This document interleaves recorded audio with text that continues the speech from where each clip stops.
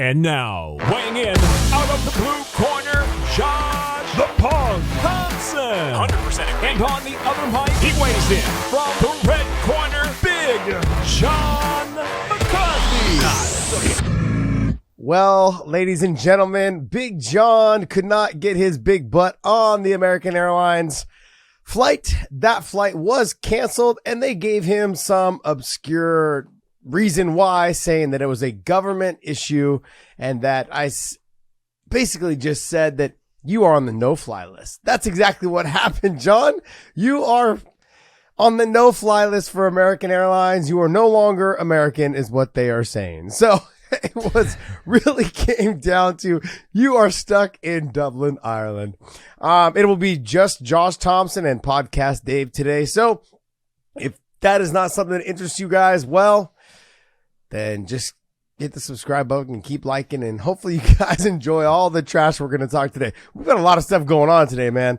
There's the Nate Diaz and DC drama and saga that is continuing to go on. And there were some fights. We had to talk about the Bellator in Dublin. I was not there, so that's why I am home safely. And Big John is still right now in Dublin. I believe that he is trying to get on his flight as we speak to get back home by like 9-10 o'clock tonight. And the fights were on Friday. He is trying to get home on Sunday. By the way, both of us leave to Long Beach, California, which I only live skip and a jump away. And he's got to travel all the way across tomorrow. So he is going to be jumping right back on a plane back into California, which I know that he doesn't like to travel back and forth that much, that fast. So this is going to be a fun show where I'm going to talk all mad stuff about everybody, and we're going to just have some fun with it. Podcast Dave, we're going to hear your voice a little bit more today. Luckily, for me, you're going to help. Yeah, luckily for everyone else, they get to hear you and not just me. So look, let's jump right into the Bellator card. And I'm going to be as frank as possible on some of these. There were some crazy things that happened on it, but the overall card was, I don't know. Dave, what would you call it? A night of fights. A night of fight. It was, well, it'd be hard to call it a night of fights when they all happen at 10 a.m. So they started at 10 or 11 a.m. on Friday. This show is brought to you by MyBookie.ag. MyBookie.ag, if you use our promo code WayneIn, they'll give you a little extra spending cash with your first initial deposit. And with MyBookie.ag, you only have to bet your winnings one time. You bet your winnings one time, you can pull whatever you have out after you bet your winnings one time at MyBookie.ag. Use that promo code WayneIn. So, look, let's really get down to the nitty gritty. I want to start with the very first prelim of the night because that had one of the most crazy submissions I've ever seen, with Dante Skiro getting submitted in a very strange way by Moore, which something that really kind of just threw me off was, not Moore, but, Luka, I don't know how you say his last name, Pokic. So it was a very weird type fight. Dante Skiro was fantastic in terms of he kept getting taken down, which actually surprised me because Logan Storley had a hard time when they fought getting him down, and Dante Skiro took that fight on short notice against Logan Storley, and he also had a very hard time controlling the top position in the ability to do damage. And so I expected Dante Skiro to really run away with this fight, and that wasn't the case. He was having some success on the feet. I had him definitely dominating the fight and winning the fight. He was getting taken down, but in all of the scrambles, in all the mix, Skiro was normally ending up on top. They got into an exchange where Skiro was on top, got into like the side control position, and Poklink was basically just got into like a head and arm position, and they rolled through. And when he rolled through, he was able to catch him in almost like an arm, like in a side choke position. It was a very random type submission, not something you normally see. And what I want to compare it to was, it was almost as if it was like a head and arm, kind of like a schoolyard head and arm headlock from the side control position, and had him in that head and arm position. And we've seen it quite a few times from the top position where guys will kind of lean back. And John and I were talking about it probably about a week or two ago, where like people like Ronda Rousey can hit it. I've had some friends in college wrestling that were they ended up being fighters. They were able to hit it. This kid named Ray Roth, he was able to hit it a couple times in some fights. It's more of that head and arm type position that judo players use. I remember who was the judo guy that I said that trained with us at AKA a while back. He used to train really good. He was on the Ultimate Fighter with Josh Koscheck. I can't remember Spivac. I can't remember who he had looked up a long time. He was on the Ultimate Fighter with Josh Koscheck, and he used to hit that position as well. They get into that head and arm position and kind of squeeze. Well, in this fight, Skuro got stuck in a position where he was trying to roll through, and he got sat to his butt as he was trying to roll through, and his head and arm was stuck. You guys should check this submission out. It's kind of funky, kind of weird. It's on the Bellator Instagram page. Kind of a crazy little roll through and submission. I thought it was pretty nice. And Luka came through. Luka, I don't know how you say his last name. I think it was like Potlik or something like that. And can you make it a little bit bigger, Dave? I'm having a hard time seeing it. It really came down to there you go. Poklik. There you go. It was one of those type of things that you kind of get caught in a transition and a roll, and you think you're going to be able to sit through. He was able to get that head and arm position, kind of grab on the inside of his thigh, and Dante got stuck in that seated position in a very awkward position, and all of a sudden, I think he had been out for probably a good, I don't know, I'd say 4, maybe even 5 seconds before Brian Miner even realized that he was out, because you could see that he was still kind of there, and then all of a sudden, Luka was able to actually pull his whole body out. And when he started pulling his whole body out, I think Miner really caught on. Brian Miner caught on that he would have been out, and so he touched his hand and raised his hand, and it just dropped, and he was out cold. So definitely upset in that opening fight. Good fight though by Luka. Had him doing some good stuff with the takedowns, and was able to catch the submission. But Dante Skuro having to fight having basically losing to Logan Storley, coming back and getting a win, but wasn't a very impressive win in his second fight after having such a good fight against Logan Storley, who's now the interim champ, and then turning back around and then having this type of upset. Not good for him, but there's a lot of potential with Skuro. Good looking kid, fights well. Just got caught, man. Got caught in a transition that I think he was expecting to get out of, and didn't work. Now, I'm not going to run through all of these fights, because some of these fights had some good stuff, but overall they were just okay fights, I think, in this card. What's it called? Adoju or whatever. He fought a great fight, very dominant performance. Came out of some exchanges, was touching him. Out of one of the exchanges, came back into the center of the cage, circled back around, threw a beautiful head kick with a nice finish. Nicely done by him over Jordan Barton. And then you got into, I can't even pronounce his name. I'm just going to call him Kenny Makonohona. Dave, pronounce that name for me, buddy. How do you say that? Makonoana. That's how I would say it. Yeah, he was looking good up until even the guillotine. So he was having a good performance over Alex Bodnar, and he looked good. Just period. He'll be look good. What you got?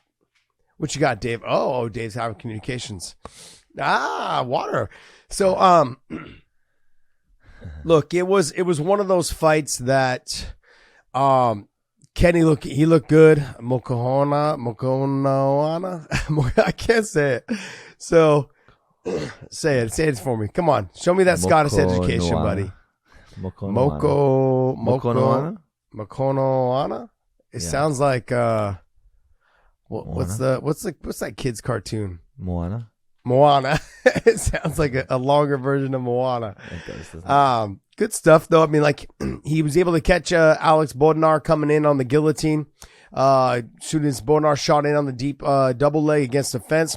Wrapped that guillotine, rolled through it, and it was nicely done. The fight that really shocked me the most, when I sat up on this show the other day in the midweek show, and I said, look, the Kane Musa and Georgie Karahanian fight, I expected it to be a good fight, but I was going to give the edge to Georgie because I felt like Kane Musa needed to win that fight in the exchanges on the feet, and because he has a style which he throws and then he kind of closes the distance, pushes people to the fence and tries to control them there. And in that, I thought that maybe in that positioning that Georgie was going to be able to catch him in like an arm-in guillotine, was going to be able to get a takedown and get on top. Being on top would have been the way for Georgie Karahayan to win that fight. And so I would have given Georgie the nod. And I sat up here and I gave Georgie the nod. I thought Georgie was going to have too many tools, too many weapons, and be able to get this thing done. And so when it came down to the fight, gosh, I was wrong. I thought Kane Mousaf fought a very good fight. The speed was definitely a factor. I've never really seen Georgie get dropped in the way that he got dropped. He got sat right to his body, his butt. His body went stiff on the way down. He was able to recover and survive the round. But it was one of those fights where I had Kane winning the first round slightly. It wasn't a big jump, in terms of Kane Mousaf dominating the first round, but I had him slightly winning the first. Then I had Georgie winning. I had Kane Mousaf definitely winning the second because he dropped him. And then in the third, Georgie was just tired. I think he was tired from the big shots that he was taking. And Kane Mousaf looked good. He looked good. It was a great performance by him. Nice job by Kane Mousaf getting the win. And on to the next one, man. He was one of those guys that when he fought in Phoenix, Arizona, I think it was Phoenix, he took a nasty shot and had that Marvin Eastman type cut across his forehead and just still wanted to fight, but the doctor stopped it. But he's a dog. He's a tough fighter. He's got a style, though, that will sometimes leave you wanting more in terms of he has the potential to do more, but doesn't fight to his potential all the time. And in this fight, I thought he showed a lot of his tools, a lot of his weapons. He had some good takedowns. He dominated some wrestling positions over Georgie, which surprised me, to be honest. And he was landing the cleaner, harder shots throughout that fight and was able to sit Georgie down in the second round. It was a good fight. Brett Johns, look, there was a lot of hype when he came over. He ended up losing to Danny Sabatello, where Danny took the fight on short notice. Danny Sabatello out-wrestled him, dominated him. And if Brett Johns is going to continue to fight this way, he's going to have to make some tweaks, because when he gets to that upper group of fighters, like a Danny Sabatello, who's now showing that he's an upper echelon fighter, guys like Rafion Stotts, guys like Magomedov, you're going to get into that mix. Well, guess what? If you're in that mix, you're going to have to use more than just what you used on Friday. You're going to have to use more of your stand-up. You're going to have to threaten more of your takedowns. You're going to have to do a lot more than what you did in your performance. Don't get me wrong, you had a very dominant performance. But in that performance, you've got to be able to get rid of guys like Jordan Winsky. Winsky wasn't going to win anything laying on his back the way he was. And I like Jordan Winsky. He's a tough fighter. He's good. He's good where he didn't get finished. But Brett Johns, he's going to have to do more to win this crowd over. Sure, he had great positioning, great takedowns, very dominant from top position. He did a lot of good things. But in these type fights, you've got to show and set yourself apart that you're a more dominant fighter by getting finishes. And I didn't see anything in that fight that led me to believe that Brett Johns is going to have success against guys like Danny Sabatello in a rematch, Rafion Stotts, who is a phenomenal wrestler, Magomedov, guys like him. Those type guys, you're going to have to show that you can dominate those positions in that fight and in the bantamweight division. You got a tough task. The bantamweight division right now is by hands down the best division in the sport. And John and I have been saying this for the longest time. You look at the UFC's bantamweight division is freaking stacked. Bellator's bantamweight division is stacked. Now, this obviously one's got, some great fighters in the lighter weight classes with a lot of the ties and a lot of the, in hitting that Asian market. They've got a plethora of fantastic martial artists over there. So that was one of those, I think that was one of those fights that I expected more out of Brett Johns in his performance. He showed that he could be dominant. Now I just want to see him go out there and get some finishes. Brian Moore, he looked good. And I had a long conversation with, and I'm not going to take all the credit here, but I had a long conversation with Brian Moore in his last fight.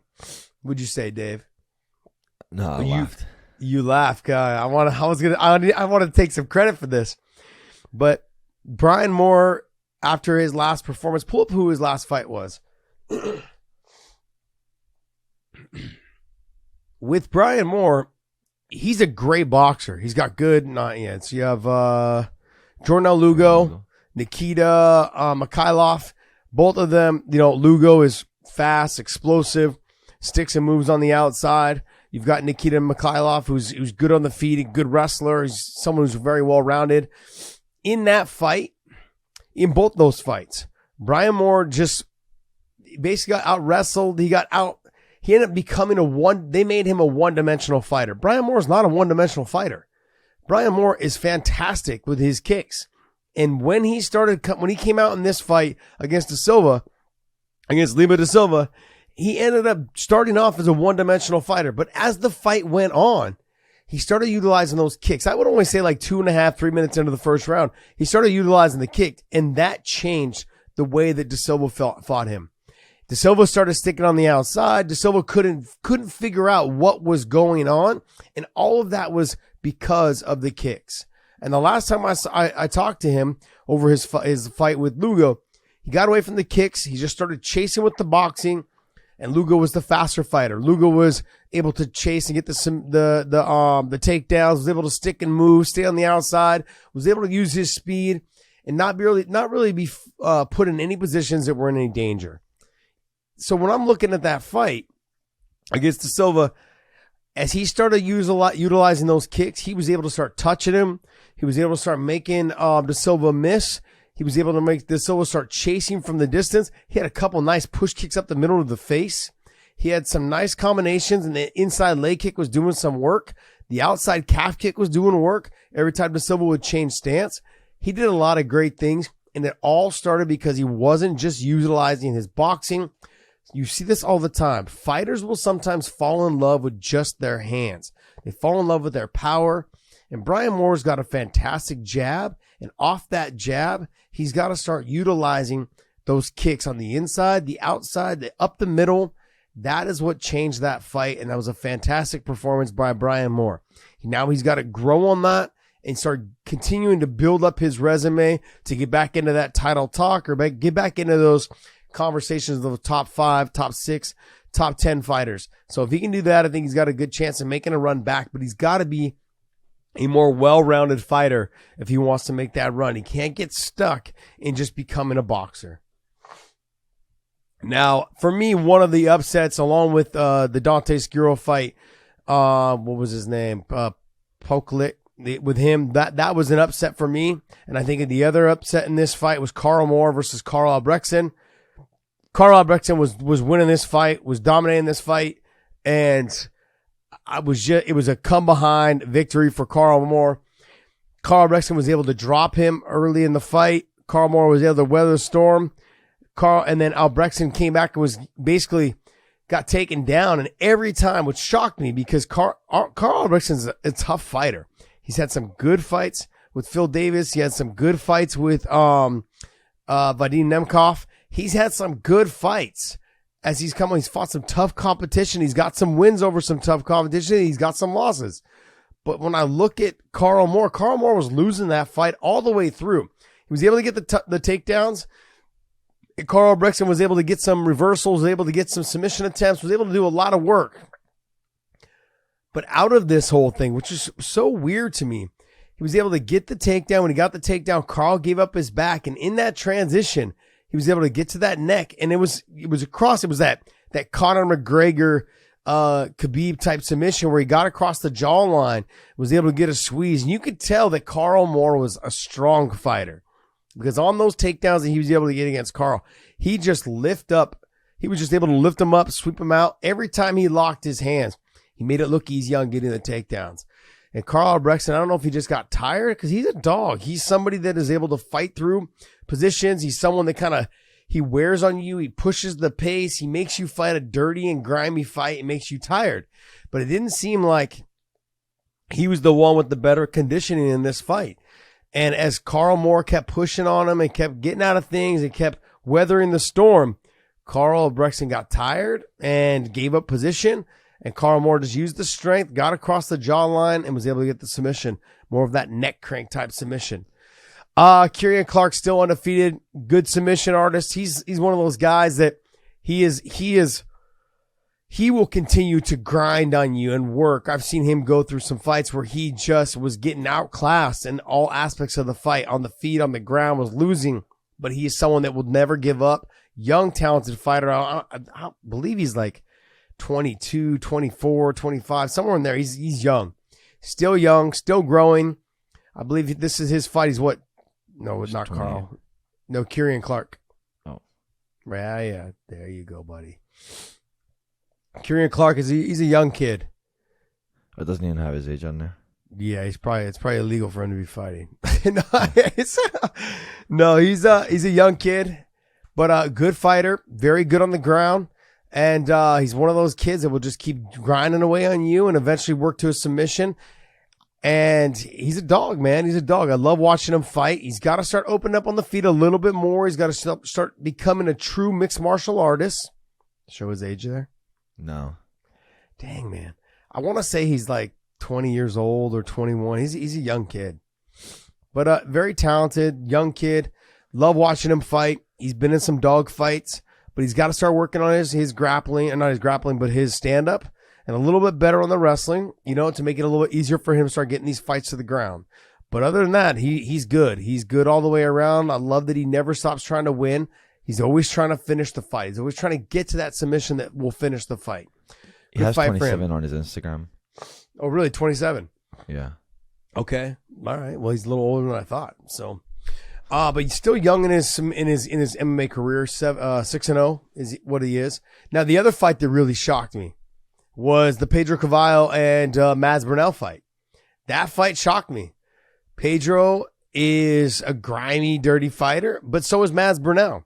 And I would have given this fight on the ground to Mads, but you could just tell that Mads had got tired trying to get Pedro out of there, chasing submissions, working, getting into his face, and trying to get after him. And Pedro just had the better conditioning and the crowd behind him and just pushed and was driving Mads a little bit backwards and was able to finally get in that top position in that third round and dominated the third round. Now, there was one of the judges, I want to say one or two of the judges had it 30-27 for Pedro, I think is what it was. I didn't see that. I think it was two judges, or unless I'm thinking of the Liam McCourt fight, but I do know that one of the judges had it 30-27 for Pedro. I didn't have it 30-27 for Pedro. I had it 29-28, but overall it was a tough fight. It was a grimy fight for both fighters. I enjoyed the fight because there was a little bit of back and forth, but Pedro started to run away with that fight somewhere halfway through or towards the end of that second round.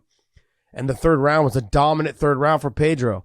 And so that fight kind of shocked me as well. When I go back and I look at this card, John and I sat up here and we were in agreement. We agreed that we thought that Mads was going to be able to come out on top. He was going to be able to stuff the takedowns of Pedro if he needed to. Pedro needed to be on top if he was going to win this fight. He couldn't afford to be on bottom. I thought that Mads was going to have the better boxing and was going to be able to mix it up a little bit better. Pedro's legs kicks, Pedro's stand-up and pressure really pushed Mads backwards. And Pedro went from being ranked number 2 and fighting Patricky, or being ranked number 2 or 3, fight Patricio in the finals, or in the semifinals, of the Featherweight World Grand Prix. Then he plummeted back down after a couple losses, and then now he's made his way right back up. Great performances his last 2 fights. Pull up Pedro Cavallo. He ended up fighting Daniel Weichel and getting a win, which he needed, and then he ended up fighting Mads Burnell and getting a win, which he needed. And he's coming off that loss to Piotr, but he ended up having that big win over Daniel Weichel, and then coming off the loss to Piotr. I don't even want to pronounce this. I'm going to murder that last name, and then having it. Go ahead, pronounce that last name for me, Dave. Oh, no way. No way, huh? Nice. How do you say it? Nightzilski? Yeah. Niedzgitsky? Oh, that's a good one. So he ended up coming off of that loss, but his resurgence came back after he came off the 2 losses, one to Patricio and then another one to J.J. Wilson. Two knockout finishes he lost. Now he came back and he had a win over Daniel Weichel. Then he had a loss to Piotr, and now another win over Mads Burnell. So he's in that mix now after that win over Mads. Mads was ranked number 2 or 3. And in that win, and it was a pretty, I think he started after that second round, or in that middle of that second round, he started kind of running away with it. Those leg kicks he was landing, and he started really weathering on Mads Burnell. Did a great job pushing the pace and just dominating that third round. And Mads Burnell had no answer because he was so tired from trying to get up off of that mat. There was nothing. There was nothing there for Mads Burnell in that third round. And a good win by Peter Queally. Next fight. That fight shocked me. I'm going to be honest. That fight really shocked me. Leah McCourt, she had a good first round, but I would say it was a little, for me, I don't know if Leah won the fight. I don't want to say it was a robbery. I'm not going to get into that, but I had it. It was a very close fight. It really depends on how you judge the fight, on how it went. Leah McCourt definitely won the first round. Diana Silva, I had her start to kind of come back in the second, so it really came down to how you did the second round. And then you had in the third round, I would have probably went with Diana Silva as well. But overall, it was a good fight, tough fight. What I did like, though, what I saw is that, and Big John and Dave Farah were talking about how Leah McCourt looked a lot better on the feet. She looked a lot more relaxed. She looked a lot more composed. And she looked like she started to really look better on the feet and relax. She wasn't exhausted like we had seen before in the past. After that first round of all the bouncing around, all the sticking and moving, every time she got hit in the other fights, she started to wither and kind of take a step backwards and look like she started to get exhausted. Well, not in this fight. She still looked good. She still looked fresh. She still looked composed on the feet in the second round. She looked phenomenal, I think, on the feet. I was surprised she wasn't able to get the big hip tosses and the big throws to really get to that top position. But I thought overall she had a good performance. I don't know if it was a close fight, and so I probably gave it to Diana Silva in that fight. But I'm not mad that they gave it to Leah McCourt either. So overall, good fight though for both of them. Diana Silva, I thought, had the better stand up as the fight went on, and good stuff though. The fight that didn't shock me at all was Yoel Romero on the retirement fight of Melvin Manoff, and I think this fight showed that it was time for Melvin Manoff to retire. It's a sad day to see him go. I'm glad that they were able to give him the mic and let him talk and say goodbye. 28 years of fighting. Insane. That's nuts. It's crazy. He fought the who's who in kickboxing. He's got a knockout win over guys like Mark Hunt. He's got some phenomenal wins, in the cage as well. And not just a K1 kickboxer, but also he was a fantastic MMA fighter. He did everything he needed to do in this sport. Not just this sport, but in kickboxing as well. You knew that when you walked in to fight him, that he was dangerous. He was going to be dangerous all around on the feet, and he was dangerous on top, nasty ground and pound. It was just time, there was times, and Father Time catches us all. It was a pleasure watching him fight. Sad to see him go, but like you said, like we've always said, and it's pretty well known and well documented that Father Time's undefeated, and you're always going to lose to him. It was just time to go, and I'm going to miss watching him fight. Coker had a nice tweet out to him saying, he's one of his favorite fighters to ever watch. I remember watching him, I want to say in 98, maybe 99. I went out to Vegas to watch him fight in K1. And he was just nasty, man. If you look back at his fight with Robbie Lawler, how he just tore Robbie Lawler's legs up. But then Robbie was able to catch him out of an exchange with like a loopy left or whatever, caught him right on the chin and put him to sleep. But it was one of those fights where, man, I think everyone in the crowd was cringing every time Lawler was getting kicked. Robbie's legs were just getting tore up. And it was just nasty. And, he's had some other fantastic fights as well where he's just put it on people and just finished them. And he was just one of those guys. Just came out, just fought carelessly, but fought with just nasty technique and aggression. And it was just fun to watch him fight. You knew someone was either getting knocked out, whether it was him or his opponent. But he was nasty. It was fun to watch him fight. Well, just had a dominant performance, got the takedowns, got to the top position, was able to get the finish. Just some big stuff. So, good by him and good fight. for Yoel. Yoel's talking about going down to 185. That does interest me. There is Johnny Eblen's there. But let's not get ahead of ourselves. He's got, Yoel's got 2 wins in the Bellator cage and 1 loss. He lost to Phil Davis. And he's got the 2 wins in the 205-pound division. Now, let's not take him down to 185 and start talking about him fighting Johnny Eblen for the title. Let's see if he can get some wins there at 185. Who in the 185-pound division? Can you pull that up for me there, Dave? For Bellator in the 185-pound division. Got it going now. Let's see, middleweight right here. In that middleweight division, I've said it. First, I want to see Anatoly Tokov. I want to see him fight next for the title. He's 31-2, and because he's out of that Russian area, he's not really. I don't know what the deal is and why we haven't had him fight for the title yet. He should have fought Gegard Mousasi. Never fought Gegard.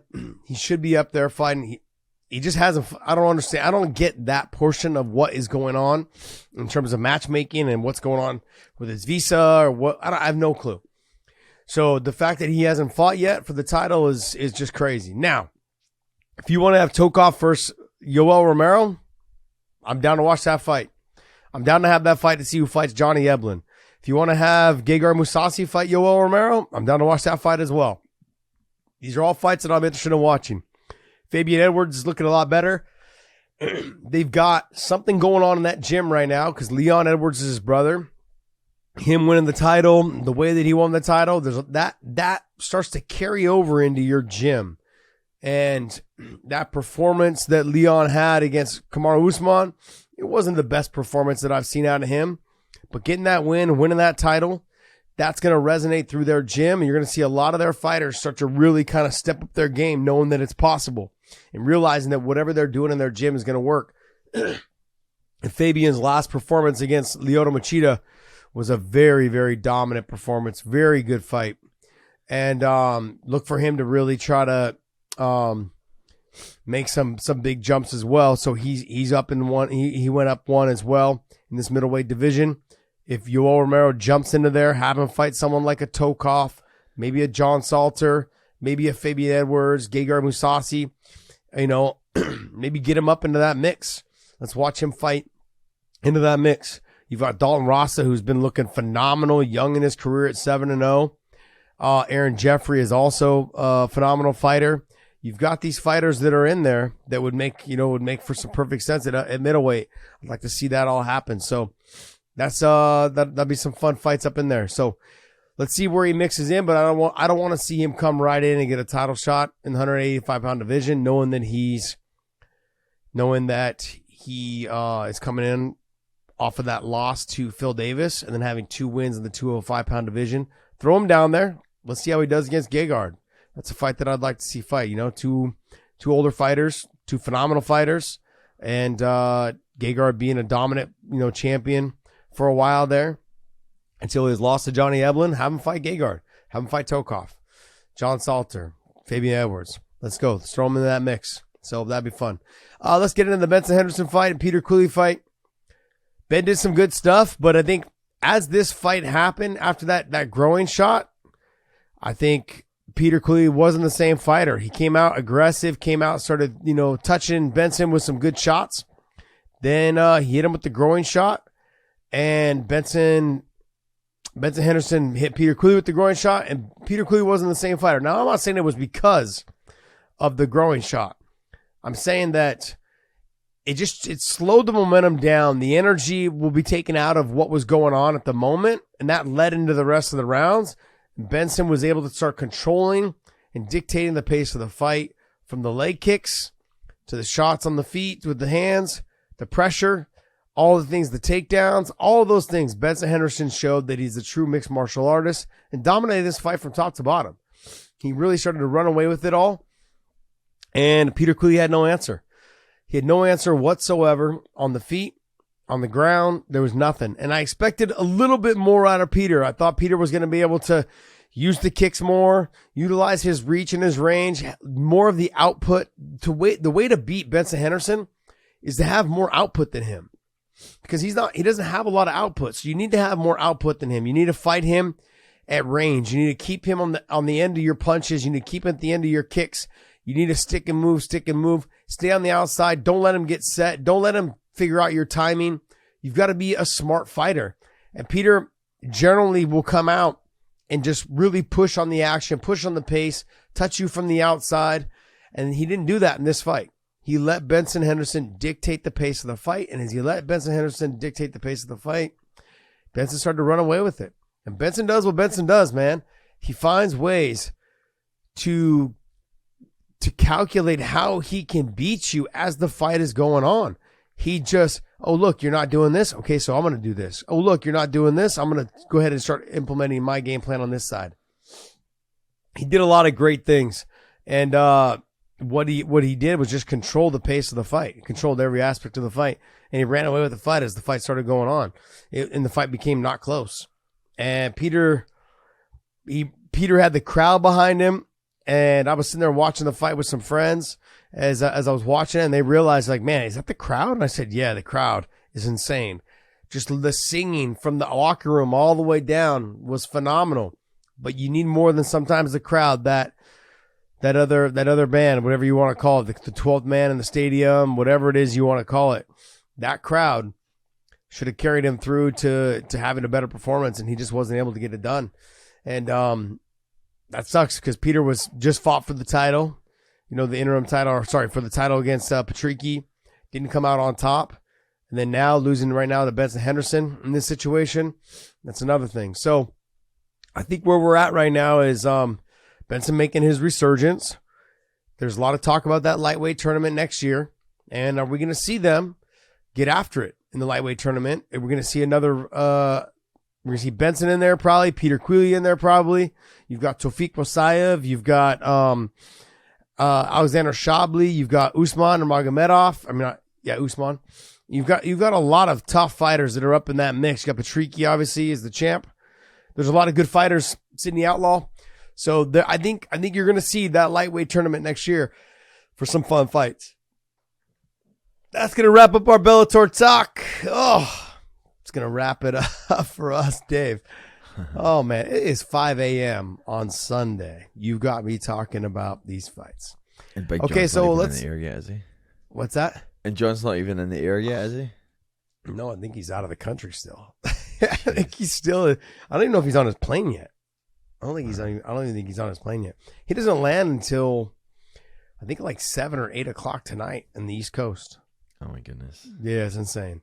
It's insane. So and then the worst part. So to talk about what happened to him, I'll let him explain it all. But he sat at the airport for like 10 or 11 hours trying to get another flight. Didn't work through it. Then he had to scramble around to try and find a hotel. So I don't know if it was a busy weekend in Dublin, but then he had to scramble around and try and find a hotel, and then just to get to sleep, and then turn around and get on a plane. Jesus. So poor guy. Now when he lands, he's gonna have to jump on a plane, and then fly all the way across the U.S. just to get to Long Beach for next Doesn't he have to drive 17 hours from the airport to his farm? 17 hours. It's like an hour away. I was like, man. Yep. All right, well. What do you got for us on news? Rolling into some of this news. Derek Lewis has been booked against Sergey Spivac. Is it Spivac? Yeah. For a November bout. And it looks like a main event, fight night main event. So Yeah. we'll get 5 rounds here. Or, well, we got 5 where's rounds. it going to be whether at? it was 5 rounds or not. Yeah. I think this is just going to be Vegas. Let's see. Yeah, they just said it's a fight night card. So I imagine Vegas, because they've not. Typically, they'll say, "Oh, we're coming to a city for this." They'll usually pump the city if it's not going to be a Vegas card. But it's probably going to be a Vegas card. Interesting. I mean, Derek Lewis, the power. Always got to be very cautious of the power. I feel like he's losing the drive a little bit, for the fight game. And it's easy to do for him. He's been up, fought DC for, I think, the title, didn't work out. He's tried making a resurgence to come back, wasn't able to.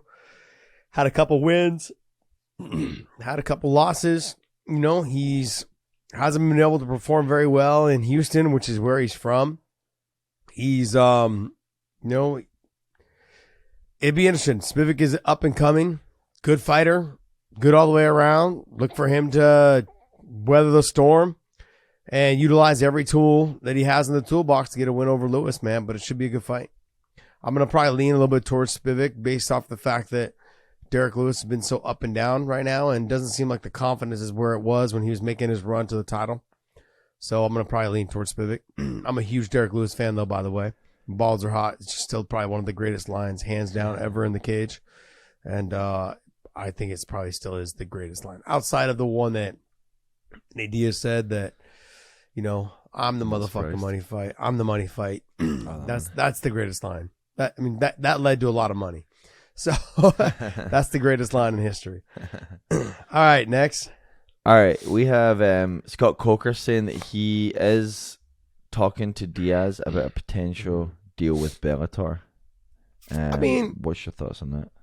My thoughts on that is that Coker's always had a good relationship with the Diaz brothers, period. The Scrap Pack, he's promoted Gilbert Melendez for a long time, promoted Jake Shields, promoted Nate Diaz's, I want to say his first or second fight, whatever it was, promoted one or two of his fights in Strikeforce.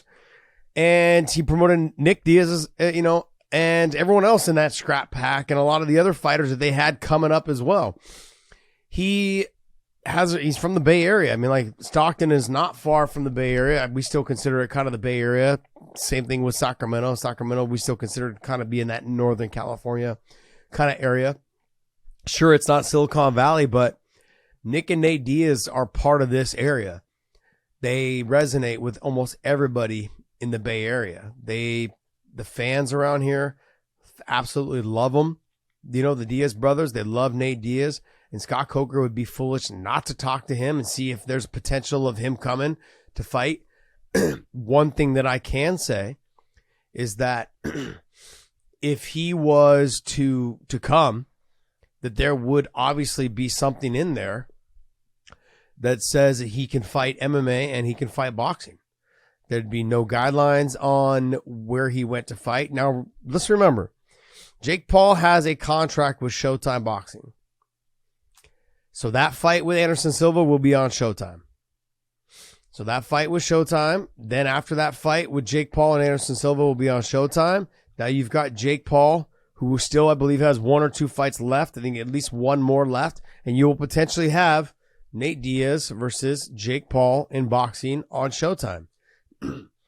Now, if they were able to do a deal with Nate Diaz to fight in Bellator to coincide with his boxing on Showtime, it's not too far-fetched. You fight Jake Paul, you make your money. And if you beat Jake Paul, then maybe you go on to fight Conor McGregor in that deal as well. Who knows? I don't know. But if it doesn't work out and you lose to Jake Paul, then you have a contract with Bellator that allows you to box whenever you want. So if the Conor McGregor fight comes up, then you can go ahead and do that as well. So it's not too far-fetched for him to sign with Bellator. Now, I don't think it's going to happen. As much as I'm like, it's not far-fetched. I don't think it's going to happen. I think Nate understands that contracts lock you into what you want to do. And I think a lot of him fighting out his UFC contract was so he could fight Jake Paul. And I said that 2 years ago, year and a half ago, I think it was. I said that a long time ago. I said, look, that fight's going to happen. They're going to make that fight happen.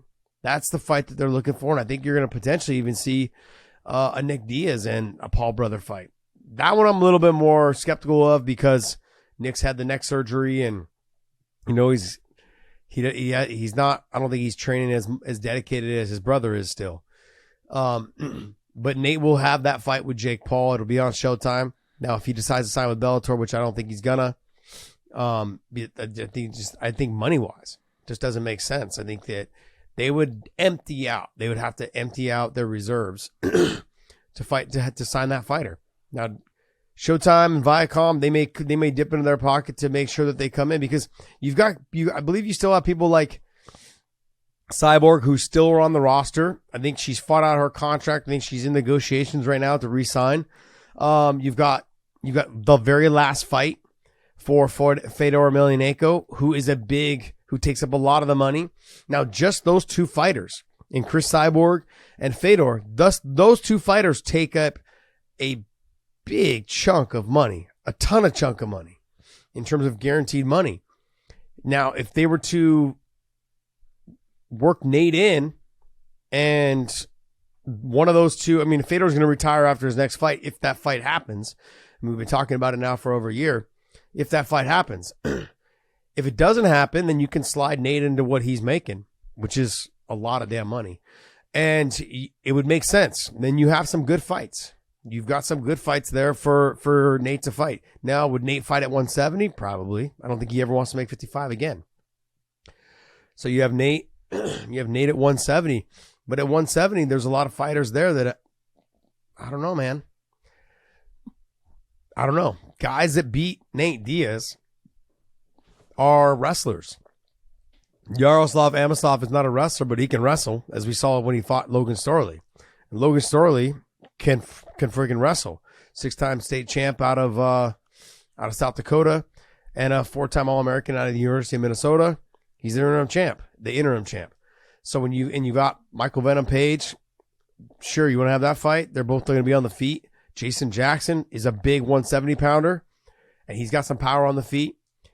I don't think that Nate wants to be into that conversation of having to fight the best guys anymore. He's at the age, I think, where he wants the money fights. I don't know. I don't know who you would fight in the money fight when you bring him over, if you're going to sign him. So it's one of those, it's a tough fight. Who knows?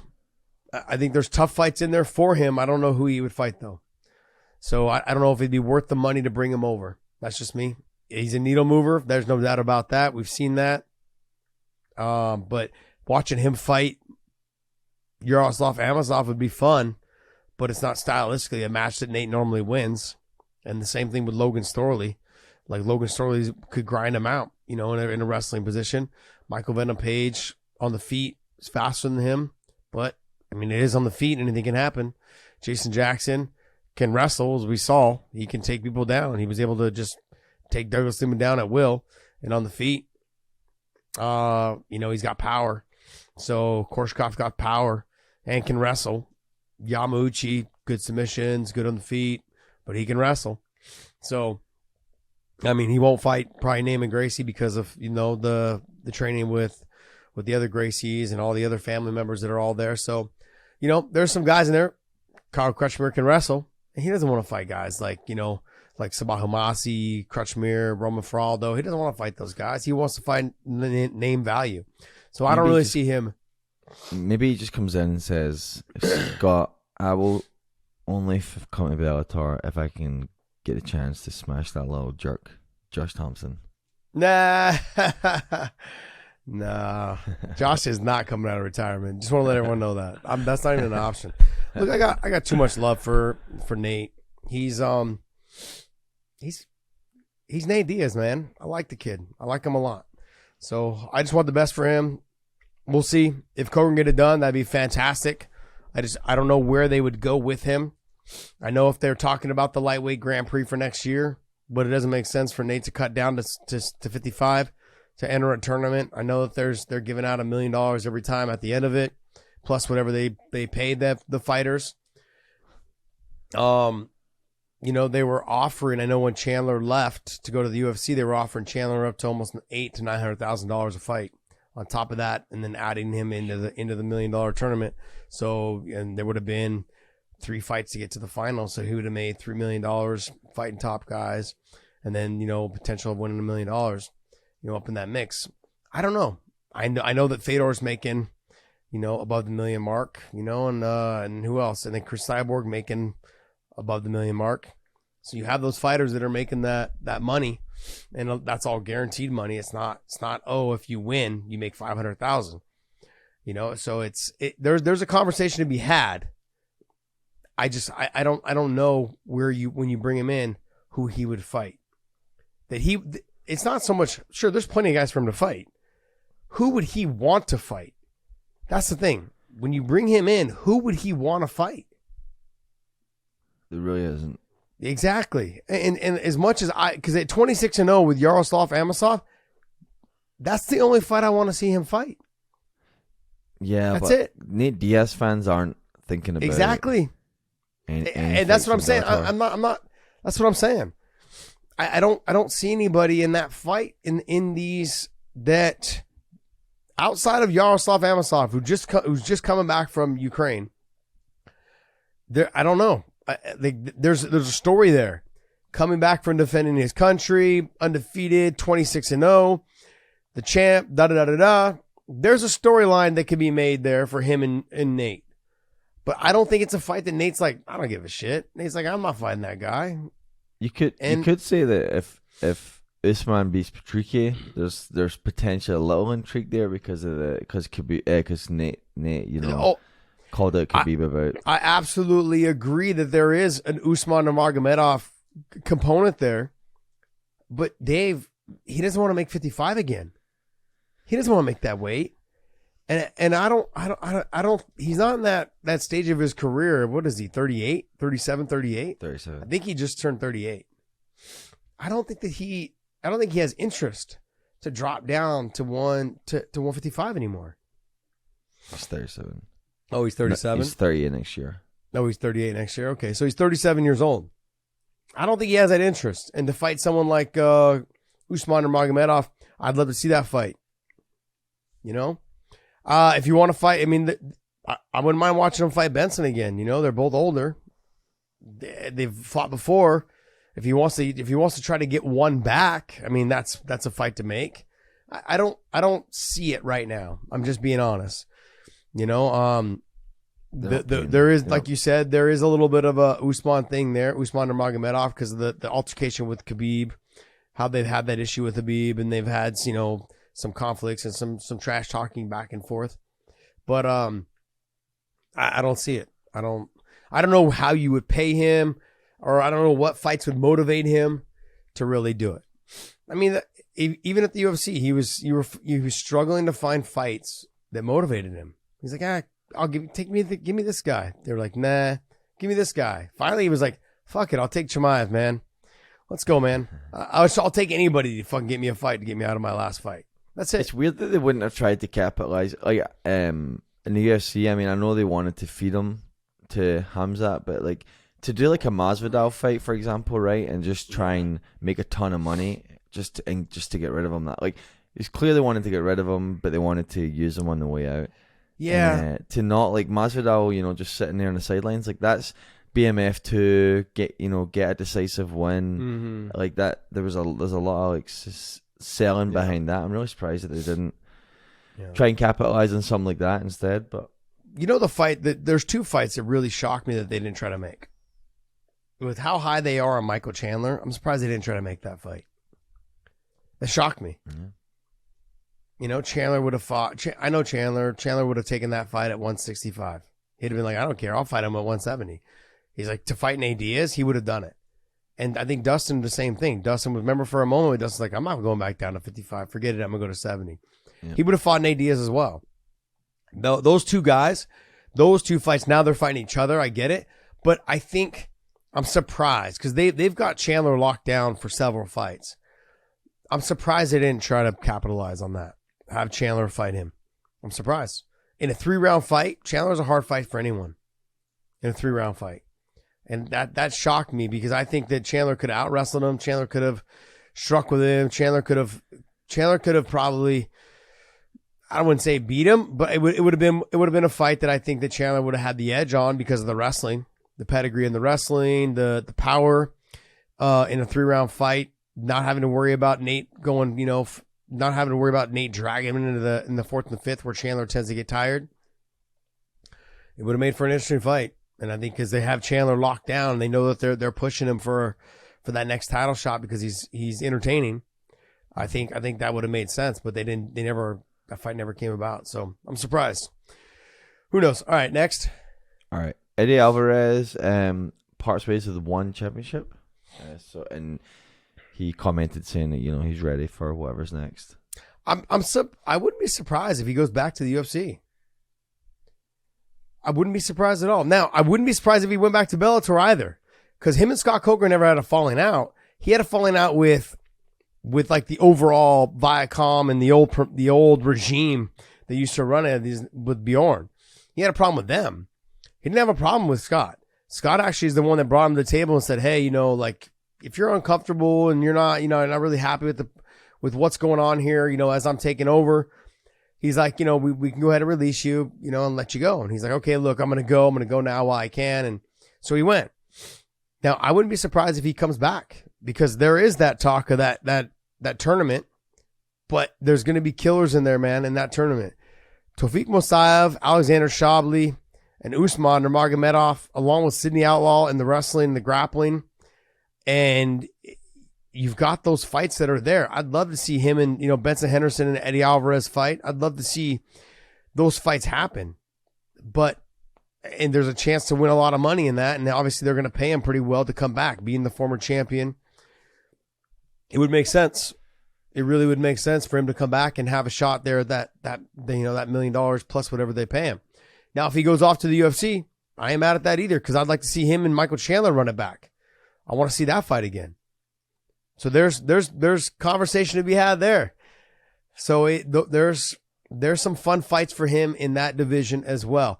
Him and Gaethje, again, him and Dustin again, Chandler again. I mean, there's a mix up in there. Connor's gone, Khabib's gone. There's fights to be had there. So, we had had Eddie on. We had talked to Eddie, and when we were talking about him and his activity in one, and you could just tell that, nothing that he said, but you could just tell that it wasn't the place that he felt. Never felt like home. I don't think it ever felt like home. I think he really tried to make it work. Huh? Cash grab? I think, yeah, of course it was a big cash grab, but it was, I don't think it ever felt like home. I don't think he's been fighting in a cage, and sure, he's trained in a ring, fought in a ring, but it's just different. It's different fighting over there. I've worked over there for one, doing cage side commentary for them. He is, sometimes when you go there, you've got to make it feel like home, but if you're not there often enough, which it's hard, they don't have a lot of shows. Maybe now they will, they're on Amazon Prime. But if you're coming from the States, or you're coming from Canada, or you're coming from, Brazil, Mexico, whatever, it's hard if you're not there, if you're not on every single card, and they don't have a lot of cards. So it never really feels like home. The UFC and Bellator, they're having 30 shows, 24, 30 shows a year, and UFC's having 50 shows a year. It's easy to get, on cards. It's easy to get on these cards, and you're fighting every 2-3 months. Like Dana's said multiple times, I have to offer you 3 fights a year per your contract. So if you want to fight, you can fight 3 times a year.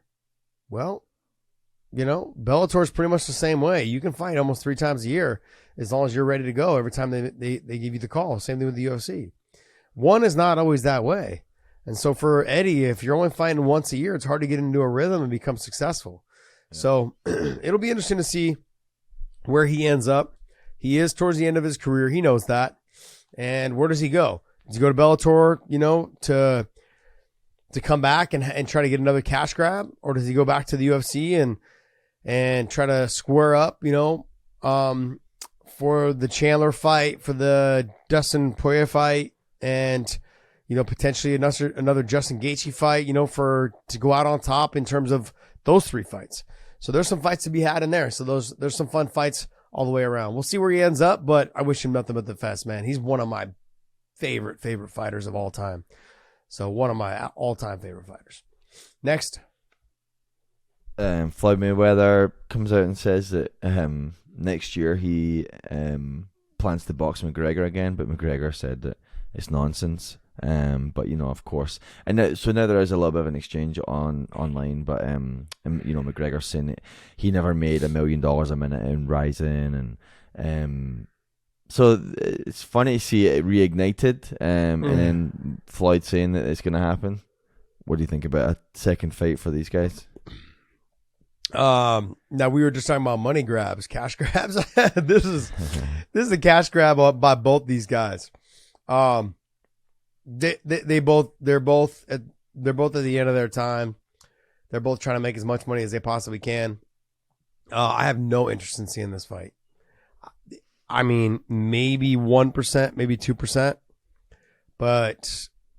and I would say actually probably less than 1% of interest to watch this fight. Now, will I watch it? Yeah. But I have really no interest in watching it. I don't think Conor McGregor is not the same fighter he was when they fought the first time. And Floyd Mayweather is not the same fighter that he was when they fought the first time. This is not. Floyd is still the better boxer. Floyd, I believe he had a tweet came out, or he did an interview, and he was talking about the fact that Conor he doesn't hit hard. There's no danger there. He's too slow. All of these things. And so when he said that, I was like, I mean, I don't see anywhere that Conor McGregor can win this fight. He's not faster than him. He doesn't hit harder than him.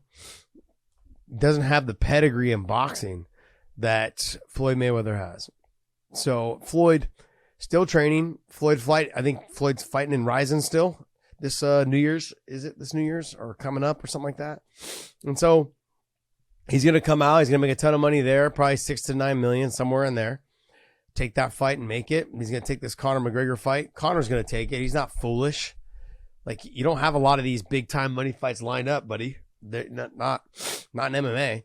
So I don't know, man. I think this is a big time cash grab, but I have zero interest in watching this fight. We'll see what happens. All right. Khamzat. My next question, I wonder if it's going to happen on Showtime. Because the first one happened, it was like a co-promotion for them. Yep. I wonder where this one's going to happen. I guess we'll see. McGregor, Floyd, their own promotion, setup, whatever it is. But will the UFC be involved? That's the other thing. So, all right, next. Khamzat officially moves to middleweight. At least it appears that way.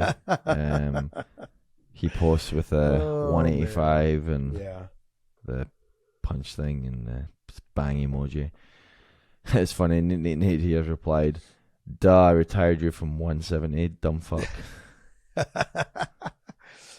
I mean, look, we can talk about, everyone was like, oh, Nate would have, Chimaev would have ragdolled him, blah, blah, blah. Look, he can't make the weight.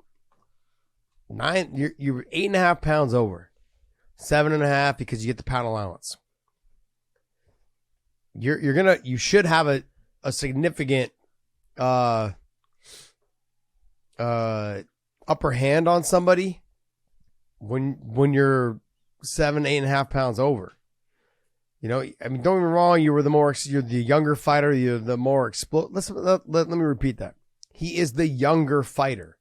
Nate is 37 years old.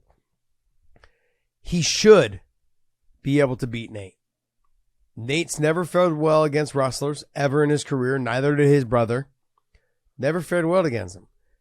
Now, Chimaev's got the better, I don't think he's got the better striking, but he is faster. He is more explosive, probably has bigger power, but I don't know. I think him going to 185 is what's best for his career. Now at 185, everyone thinks that he's going to be dominant. I don't think he's going to be dominant. I don't think he's going to be dominant at all. I think he's going to have some hard fights there. Guys are going to drag him into that 3rd and 4th and 5th round in those title fights. Or not title fights, but in those main events. Because that's where he's going to be. He's going to be in the main event. And when he's in that main event, he's going to have to fight hard. He's going to have to fight smart. I got murdered for talking about his fight IQ. His fight IQ is less prevalent at 170. He doesn't need to utilize it as much because he's such a dominant wrestler and he's a great fighter. And I got criticized for all this stuff. He is a good fighter. There is no doubt about it. I think he's a fantastic fighter. And I think if he can make the weight at 170, I think he'd have an easier run getting to the title. I think he could potentially win that title. At 185, there's a conversation to be had. whether he will be champion there. I'm not going to just lay it down and say, oh, yeah, he can be champion there. No, I'm not going to do that. I think there's fights there that are interesting. Paulo Costa interests me a lot because Paulo Costa's got power. Paulo Costa does kind of wither a little bit in the cardio because he cuts a lot of weight. He can stuff takedowns, as we saw against Rockhold, against Yoel Romero, he can stuff the takedowns. He can make Chimaev work for the takedowns to where he gets tired. There's a lot to be had there. There's a lot of stuff. There's a lot of ways that Paulo Costa can beat Chimaev. Chimaev, if he can get him down, can threaten those submissions. I give the submission advantage and the wrestling advantage to Chimaev. But can he make it look easy in getting those takedowns round after round as the fight goes on? And on the feet, will Paulo Costa be able to outstrike him? Chimaev is a good fighter. Fantastic fighter. I'm going to give the nod a tiny bit to Chimaev on being the more well-rounded fighter. I'm going to give him the nod on winning the fight. But it is a close fight. There's a lot of... if I look at the other... What other fighters are in the 185-pound division, Dave? You've got... Who else you got there? Cannonier.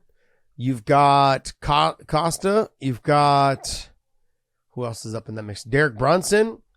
Pereira. I think he beats Alex Pereira. Marvin Vettori. The Vettori fight kind of interests me because Vettori doesn't slow down. He keeps coming forward. He keeps pushing the pace. I mean, for me, the true test will be Robert Whittaker. That to me is going to be the true test. I want to see him fight Paulo Costa. Get into that mix. Have him fight Sean Strickland. There's another guy. Sean Strickland. Have him fight Sean Strickland. There's a guy right there for you. Either Sean Strickland, I think the fight to make would be Paulo Costa since they're talking trash to each other. Then you go right from there, you go to Vettori. Then after Vettori, you probably have him skip Whittaker because there's a good chance. I think Whittaker is just all around too many weapons, man. And I could be wrong. I think if we see him fight Paulo Costa and has a great performance, and we see him fight Marvin Vettori and has a great performance, you probably skip Whittaker and go right to whoever's the champ at the time, whether it's Pereira or whether it's Izzy. Let's see.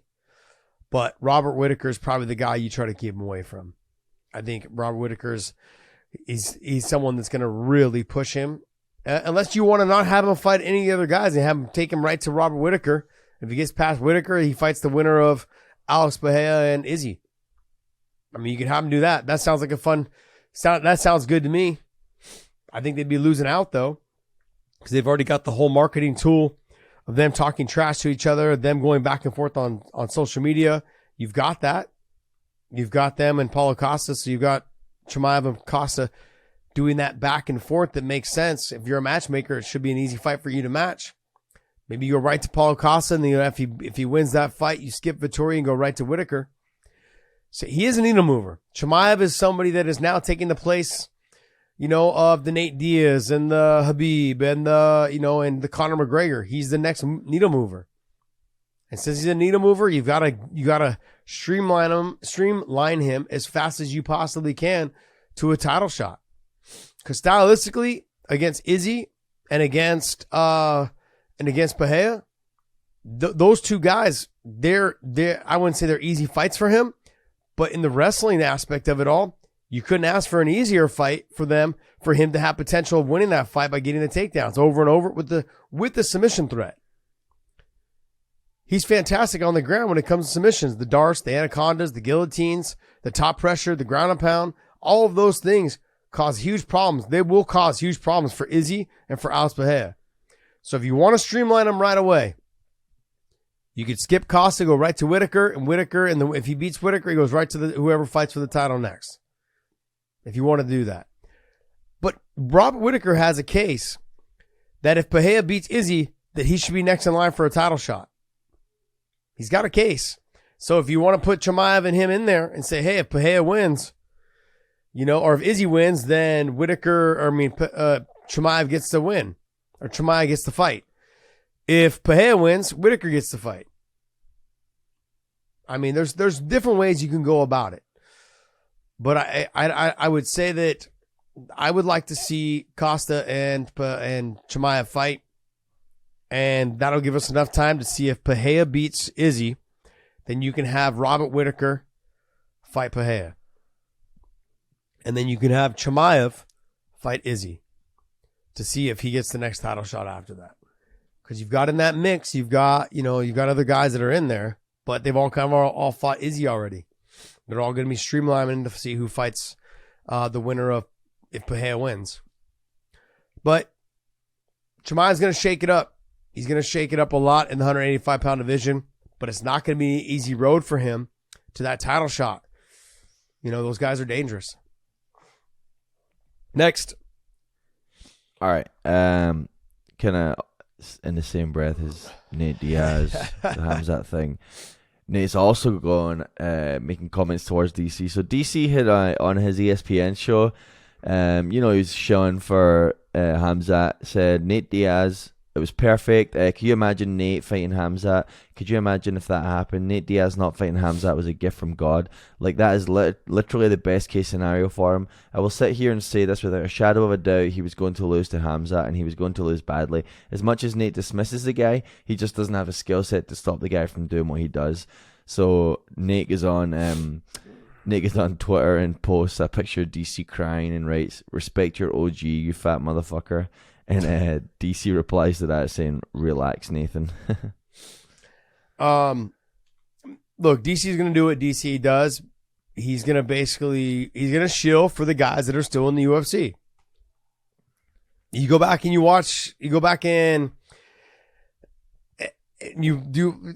basically read the interviews or you watch the interviews or whatever. All the guys that work for the commentary team, they're going to say that was going to be a great fight. It was a fun fight. It was going to be a great fight. Nate Diaz with a chance to fight Chimaev, the chance to fight a legend like Nate Diaz. But after the fact, it was like, oh, Chimaev would have just walked through him. Dana White came out and said, man, I went back and watched it. I saw how good Chimaev looked. I saw how Nate looked. He's like, oh, it would have been, Chimaev would have murdered him. You knew that going into making the match. That's why you made that match. And Nate just didn't care. And it backfired. But to go on with what DC said, we can all sit here and speculate, but we don't know. I can't say 100%. I can't even say 80% that Chimaev would have walked through Nate Diaz. Because if you go back and watch the Conor McGregor fight, Conor McGregor was walking through him too until he got tired. And that amount of weight that Chimaev has to lose, would he have been the same fighter in the fourth and fifth round? We don't know. Would he have put his head in the wrong position and Nate wrapped that long, skinny arm around his neck and finish him? We don't know. You guys, this is why we fight the fights. Everyone said that Nate was going to get mopped by Conor. He was losing the first round, came out and got the finish. Came out and got the finish in their first fight. Like, you can't underestimate Nate Diaz. I'm not going to do it. I'm not going to sit here and say that he would have lost. We can all sit here and look, Chimaev has the wrestling. He's, Nate's never fared. I just sat on here and said the Diaz brothers have never fared well against wrestlers, ever. And Chimaev has probably the speed over Nate. Chimaev probably has the power over Nate. I wouldn't give him the cardio. I mean, he has good cardio, but it's not, I don't think it's Nate Diaz level cardio.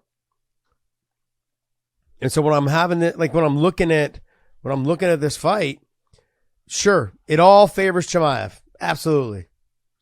But I'm not going to sit up here and say 100% that Nate Diaz would have lost that fight. There's no way. You're not going to hear those words come out of my mouth.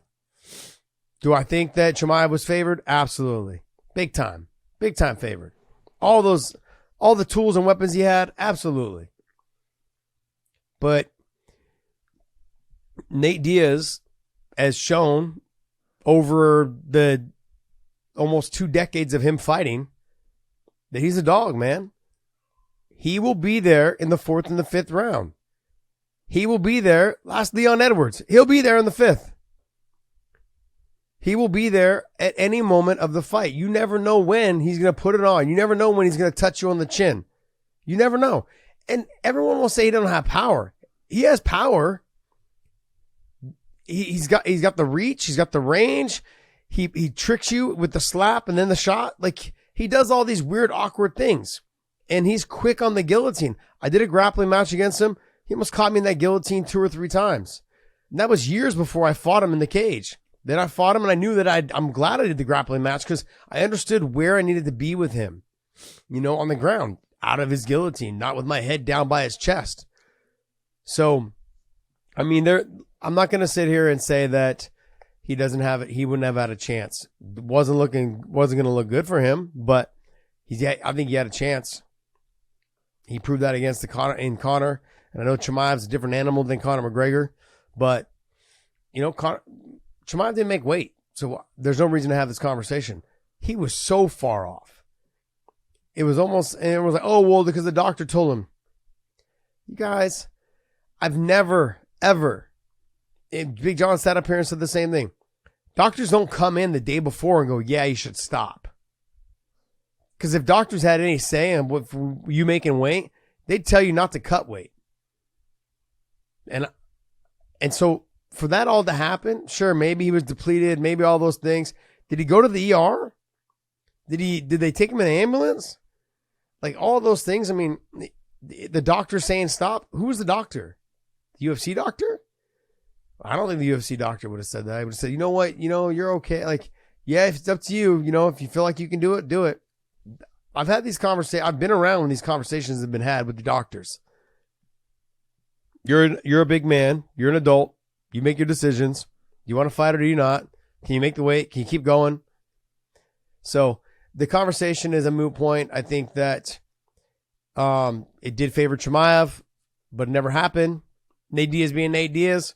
Nate Diaz is going to talk shit to everybody. He don't give a shit who you are. Look at the video of him talking shit to Brendan Schaub when they got in and they were just back and forth in person. If DC was standing there in front of Nate, he would have said the same thing to his face. That's what people love about these guys. They don't give a shit. They'll say it to your face. They'll say it in the crowd. They'll say it by themselves. They don't give a shit. They'll say it. And they'll go ahead and throw down too. Whether win or lose, they'll do it. So, hey, who knows? We'll see. We'll see what happens for Chimaev at 185. I think that's the place where he needs to stay. I don't think he should be making the weight cut to 70. I don't think it's because you can't get there and then all of a sudden you can't make the actual championship weight. It'd be bad for the UFC. So we'll see him at 85. We'll see what he can do. Next. All right, we'll wrap up on this one and we'll get away from all the talk of these guys. Coker, again, talking about fights, saying he's tried to make Anderson Silva versus Fedor, and he's hoping to actually make it happen now. So, what do you think about, Silva getting into this Jake Paul fight and then coming back to MMA and doing the Fedor fight? I don't know. I love Fedor Emelianenko. I love what he's done for the sport, but it's just time. It's time to hang it up. I mean, I thought for sure he was going to lose to Tim Johnson. He came out, had great combination, landed some big shots, got the knockout.